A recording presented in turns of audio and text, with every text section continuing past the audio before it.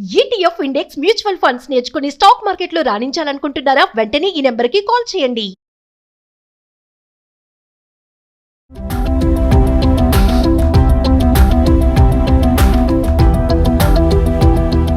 నమస్తే, welcome back to Suman TV. Present మనతో పాటు ఉన్నారు ఫ్యామిలీ కౌన్సిలర్ రజనీ రమ్మ గారు. నమస్తే మ్యామ్. నమస్తే నవీన. ఇప్పుడు మనం చాలా వీడియోలో మాట్లాడుకున్నాం, ఆడవాళ్ళకి 40 సంవత్సరాలు దాటాక అయినా కూడా అప్పటికి కూడా ఇంకా స్వేచ్ఛ రావటం లేదు. ఎప్పుడు వంటింటి కుందేలు, పిల్లల్ని చూసుకోవడం, ఆ పని ఈ పని అని చెప్పేసి వాళ్ళకి సరదాగా ఎక్కడికైనా వెళ్ళాలంటే వెళ్ళలేకపోవడము. మరి మగవాళ్ళని చూస్తే వాళ్ళు ఎక్కడికైనా వెళ్ళాలంటే ఇమీడియట్లీ వాళ్ళు వెళ్తారు, వెళ్ళే ఛాన్సెస్ కూడా ఉన్నాయి. మాకు కూడా ఉన్నాయి అనేసి కొంతమంది అంటారు, మీకు కూడా మేము ఇస్తున్నాం కదా అని కూడా వీళ్ళు అంటూ ఉంటారు. అయినా సరే వీళ్ళకి ఆ ఫ్రీడమ్ అనేది లేదు, రావట్లేదు. ఎప్పటికి ఇంకా అంతే ఉంటున్నారు, స్వేచ్ఛ అనేది లేదు మాకని కొంతమంది మహిళలు అనే మాటలు. నిజంగా 40 సంవత్సరాలు దాటాక కూడా వాళ్ళు అలానే ఉంటున్నారు. లేదు అంటే తప్పు ఎక్కడుంది అంటారు. నిజంగా స్వేచ్ఛ లేదా అంటే? లేదు, స్వేచ్ఛ అంటే నేనేం చెప్తానంటే అది బాధ్యత నవీన గారు. ఇప్పుడు పిల్లలు పుడతారు ఇంట్లో, ఇప్పుడు ఆడవాళ్ళ మనస్తత్వం ఆలోచనలు ఒకలా ఉంటాయి, మగవాళ్ళ ఆలోచనలు ఒకలా ఉంటాయి. ఆడవాళ్ళ మనసు ఆలోచనలు ఎలా ఉంటాయంటే బాధ్యతలు చుట్టూ తిరుగుతూ ఉంటాయి. అవును.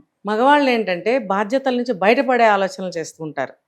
ఎంతసేపు ఇంట్లో కూర్చోవాలా, ఎంతసేపు పెళ్ళామొహం చూస్తూ కూర్చోవాలా, లేకపోతే ఎంతసేపు పిల్లలు గోవాలా, ఇంట్లో ఎంతసేపు ఉంటా కాసేపు బయటికి పోయేద్దాం, ఫ్రెండ్స్ని చూసుకొని వద్దాము, ఇలా ఆలోచనలు మగవాళ్ళకి ఎక్కువగా ఉంటుంటాయి. బోర్ ఫీల్ అవుతారు తొందరగా. ఆడవాళ్ళు ఎంతసేపు ఇంట్లో ఉన్నా బోర్ ఫీల్ అవ్వరు, ఎందుకంటే బాధ్యత పిల్లల్ని చూసుకోవడము, ఇంట్లో ఏ టైంకి ఆ పనులు చూసుకోవడము, ఇల్లు సర్దడము, ఎవరన్నా గబుక్కని కాలింగ్ బెల్ కొడితే ఈవిడే వెళ్ళి రిసీవ్ చేసుకోవడము, వాళ్ళ కాఫీలో వాటరో ఏదో చూడటము, ఇవన్నీ కూడా ఆడవాళ్ళ మీదే పడుతున్నాయి. ఏ జనరేషన్లో చూసుకున్నా కూడా ఇప్పుడు కొద్దిగా మారుతున్నారు, కానీ అది పెద్ద ఇదేం కాదు. అంటే చెయ్యాల్సిందేనా అని మీరంటే దానికి నేను నా దగ్గర జవాబు నేను చెప్పను. అది వాళ్ళ అండర్స్టాండింగ్ మీద నడుస్తూ ఉంటుంది.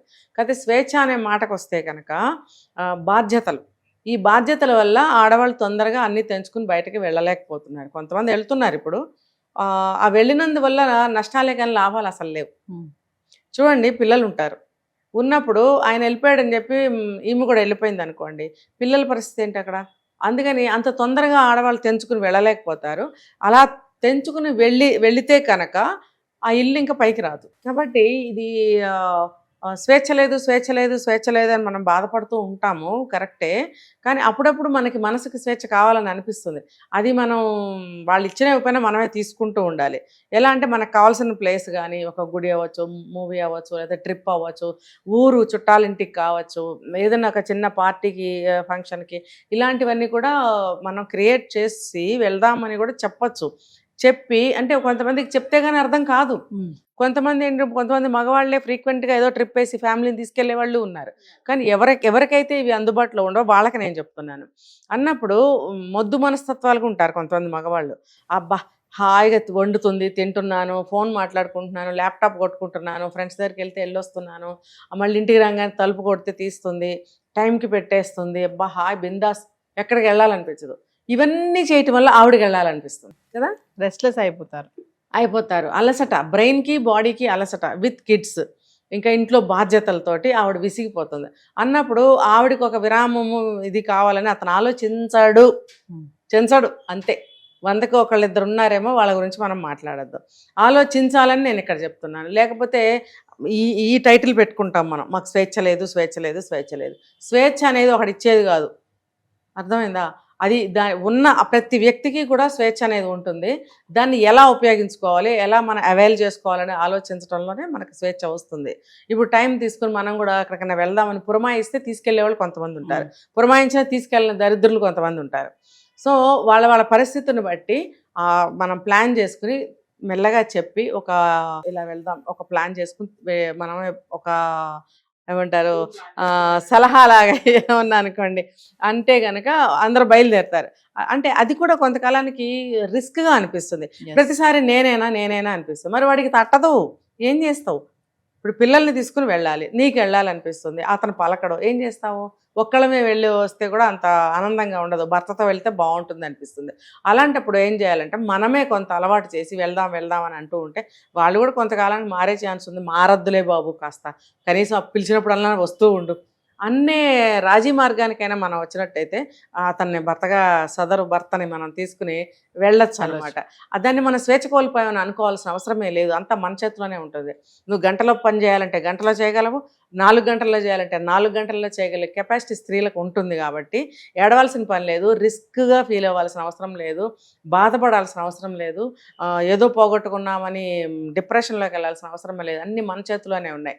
అరే నేను ఇప్పుడు వెళ్ళాలనుకుంటున్నాను, మీరు ఉండాలి, టైంకి ఉండండి, ఇవాళ ప్లాన్ చేస్తున్నాను, ఇవాళ ప్రోగ్రామ్ పెడుతున్నాను, మనందరం కలిసి ఫలానా చోటకి వెళ్ళాల్సిందే. అంటే మనమే నేర్పడం లేదు, అంతే. మనమే నువ్వు లాక్కోవడమే, అంతే. మర్యాదగా ఇవ్వు. నువ్వు ఇవ్వలేదనుకో నేను లాక్కుంటా. ఇప్పుడు మర్యాదగా ఇస్తే మనకి వెల్ అండ్ గుడ్, లేదనుకో లాక్కున్నాం అనుకో వాడు ఏం చేయలేడు. లాగేసుకున్నాను నేను మీ దగ్గర, ఏం చేస్తారు మీరు? చూస్తా కూర్చోవడమే. నాకు కావాల్సిన నేను తీసుకుని పర్స్ మీకు ఇచ్చేస్తా. అంటే మనకి మనమే అంతే ఆలోచించేసి అతి త్యాగాలు చేసేసి మన స్వేచ్ఛను మనమే పోగొట్టేసుకుంటున్నాం అంటే అంతే.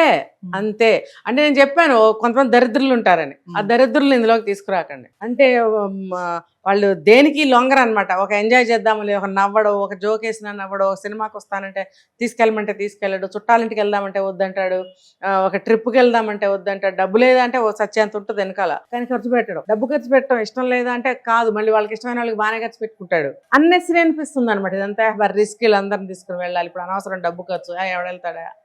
ఇలా ఆలోచించే వాళ్ళకి లాక్కోవాల్సిందే. లాక్కుని వాడిని ఒక తాడు కట్టి వాడిని కూడా డబ్బాలు వేసుకుని తీసుకుపోవడమే. చచ్చినట్టు స్టీరింగ్ ముందు పడేస్తే వాడు డ్రైవ్ చేస్తుంటాడు. అంటే నేను ఎందుకు చెప్తున్నానంటే ఇది ఇలాంటి వాళ్ళు ఉన్నారు. అలా ఫ్యామిలీని బాధ పెట్టే వ్యక్తులు ఎవరైతే ఉన్నారో వాళ్ళకి ఇంకా ఉపాయం ఇది ఒకటే. ఏదో ఒకటి చెప్పి మనం వెళ్దాం అని చెప్పి వాళ్ళ ఉత్సాహపరిచి తీసుకెళ్తే మన ఆనందం ఫుల్ఫిల్ అవుతుంది. పిల్లలు కూడా మంచిగా ఫీల్ అవుతారు. వాళ్ళకి వ్యక్తిత్వ వికాసము, మానసిక వికాసం అనేవి కలుగుతాయి. నెలకొకసారైనా పిల్లల్ని అలా తీసుకెళ్తూ ఉండాలి. అది వాళ్ళ వికాసానికి ఎంతో ఉపయోగపడుతుంది, హెల్ప్ అవుతుంది. భార్యకు కూడా వికాసం కావాలిగా. ఆమె జాబ్ చేస్తుంది అనుకోండి, ఆఫీస్కి వెళ్తుంది అనుకోండి, అక్కడ కూడా 4 గోడల మధ్యనే ఉంటుందిగా. అఫ్కోర్స్ అతను కూడా 4 గోడల మధ్యన కూర్చొని ఉద్యోగం చేస్తాడు. ఫర్ ఎగ్జాంపుల్ రియల్ ఎస్టేట్లో వర్క్ చేస్తున్నాడు, లేకపోతే బయట ఏదైనా ఫీల్డ్లో వర్క్ చేస్తున్నాడు. ఇప్పుడు మాత్రమే 4 గోడల మధ్యన జాబ్ చేస్తుంది, లేదు ఇంట్లోనే ఉంటుంది. అప్పుడు తేడా లేదా? అతను బయట పబ్లిక్తో రిలేషన్స్లో ఉంటాడు, రోజు బయట తిరుగుతూనే ఉంటాడు. ఈమెగా తిరగంది. పిల్లలు కూడా అంతే, స్కూల్లో బంధించుకుని ఇంటికి వస్తారు. స్కూల్లో 4 గోడలు, ఇంట్లో 4 గోడలు. మరి కావాల్సిన వికాసం వీళ్ళకి కదా, అతనికి విసుగ్గా ఉంటుంది. అయినా సరే నీ పిల్లల కోసం, నీ ఫ్యామిలీ కోసం నువ్వు చేయాల్సింది, అదే నీ బాధ్యత. భర్తగా నీ బాధ్యత. అంటే నీకు జ్వరం వచ్చేసి ఒళ్ళు నొప్పులు వచ్చేసి నువ్వు పడుకుంటే రమ్మని ఎవరు అనరు. అది రోజు రావు కదా. నీకు కూడా అటువంటి లైఫ్ నుంచి కొంత రిక్రియేషన్ కావాలి కాబట్టి నువ్వు కూడా వెళ్ళాలి. అది నువ్వు ఎందుకు ఆలోచించవు? అలాంటప్పుడు స్త్రీలే కొంచెం ప్రోద్బలం చేసి, ప్లాన్ చేసి, రెడీ చేసి గబగబా గంటలో పని ముగించుకుని బయట పడగలదు స్త్రీ. అలా అనుకుని టైంని చక్కగా యూజ్ చేసుకుని, వర్క్ని షార్ట్ చేసుకుని, సింప్లిఫై చేసుకుని, ఉపాయంగా తను అన్నీ చేసుకుని చక్కగా వెళ్ళొచ్చు. ఆ ఉపాయం లేకపోతే ఇలా ఆలోచించి నేనెందుకు తీసుకెళ్ళాలి అనుకునే వాళ్ళు కూడా ఉంటారు. ఇలా 2 విధాలుగా అనుకుంటే నష్టపోయేది మాత్రం మనమే. అప్పుడు మనం అనుకుంటాం స్వేచ్ఛను కోల్పోయామని. మనం ఏం కోల్పోలేదు, ఎవ్వరు లాక్కోరు మన స్వేచ్ఛని. మరీ గదిలో పెట్టి బంధించి తాళాలు వేస్తే తప్ప మిగతా వాళ్ళు ఎవరు కూడా స్వేచ్ఛను ఎవరు కోల్పోవట్లేదు. ఎక్కడ కోల్పోతున్నారు చెప్పండి? ఏం కొనుక్కోవటం మానేశారు, ఏం వండుకుని తింటాం మానేశారు, ఫలాంది కొనుక్కోవాలంటే కొనుక్కుంటున్నారు కదా. మరి ఇలాంటి విషయాలు మన స్వేచ్ఛ కోల్పోతున్నారు ఎందుకు అనుకుంటారు? కాకపోతే ఏంటనంటే ఇంట్లో ఎప్పుడు చూసినా వర్క్ ఉంటే ఆమెకి ఎప్పుడు విశ్రాంతి. ఇంట్లో ఎవరు కూడా చేసేవాళ్ళు లేరు. ఆమెకు పని చేసి విశ్రాంతి దొరకదు, విసుగు పుడుతుంది. అప్పుడు కూడా నాకు స్వేచ్ఛ లేదని అనుకుంటారు.